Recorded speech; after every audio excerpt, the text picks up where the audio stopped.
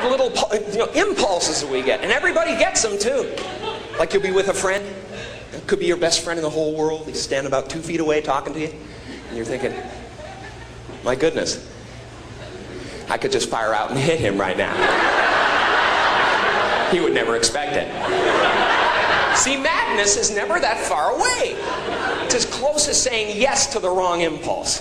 The people who stay sane are the people who can make those quick decisions. Should I stick my fingers into the fan? Or leave the room right now? Should I run the blade of this razor across my tongue? Or just finish shaving and move away from the sink? Come on, you're right there. You just go,